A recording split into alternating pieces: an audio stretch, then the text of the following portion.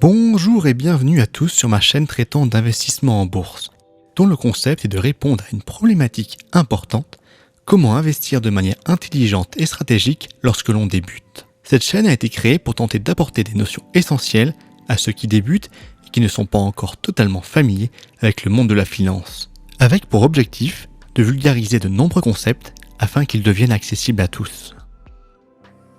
Lors de la dernière vidéo, on avait parlé des différentes catégories dans lesquelles on pouvait classer les entreprises sur lesquelles investir. Dans cette continuité, nous allons parler aujourd'hui des entreprises proposant un dividende. Il s'agit en effet d'une caractéristique indépendante de la catégorie de l'actif, bien qu'en pratique, il soit assez rare de voir une entreprise de croissance en proposer un élevé. Un dividende est une somme d'argent versée aux actionnaires par l'entreprise et déduite de son cours de bourse. Certains voient les dividendes comme un moyen de se constituer une rente. Il est assez rare que ces dividendes dépassent annuellement les 5 à 6% de la valeur de l'action.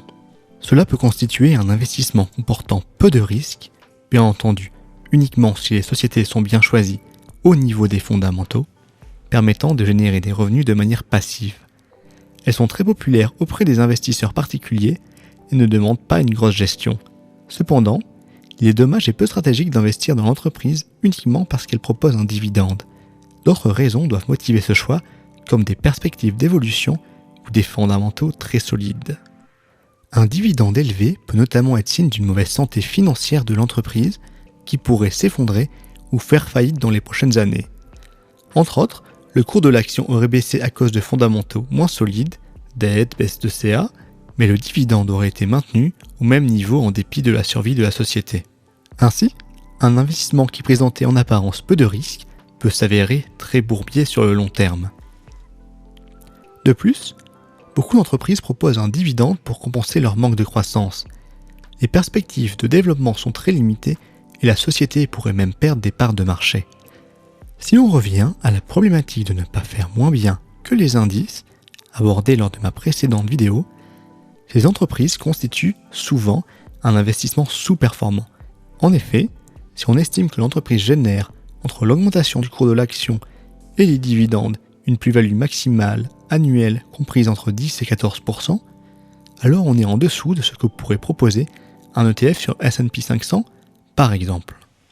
Loin de dire qu'il ne faut pas investir dans les actions à dividendes, il faut soigneusement les choisir et investir dedans au bon moment, tout comme n'importe quelle action. Bon nombre de ces entreprises étant défensives, elles peuvent constituer un socle au sein du portefeuille de l'investisseur. Pour l'exemple, on peut prendre l'action Total durant les derniers mois. Étant une cyclique liée au cours du pétrole, elle a beaucoup souffert de la crise et a été délaissée par les investisseurs. Mais elle pouvait tout à fait constituer un bon investissement aux yeux de nouveaux actionnaires de par ses fondamentaux solides et de ses investissements pour évoluer, notamment au niveau des énergies vertes. Ce titre a au cours des derniers mois été à plusieurs reprises à un cours très abordable. Sans conseiller ni déconseiller d'investir dans cette valeur, on ne peut que féliciter les investisseurs qui ont acheté l'action en tant que value au moment où était la plus décotée et qui bénéficient aujourd'hui d'un dividende et d'une plus-value qu'ils peuvent, s'ils le désirent, encaisser pour d'autres investissements. À titre personnel, la présence d'un dividende ou non n'est pas un critère que je regarde lors de mes investissements ou de mes activités de trading. Sa présence ou son absence n'a pour moi aucune importance. Je préfère m'intéresser aux fondamentaux de l'entreprise pour déterminer si elle est value ou étudier sa configuration graphique. C'est la fin de la vidéo, j'espère qu'elle vous a aidé dans vos investissements.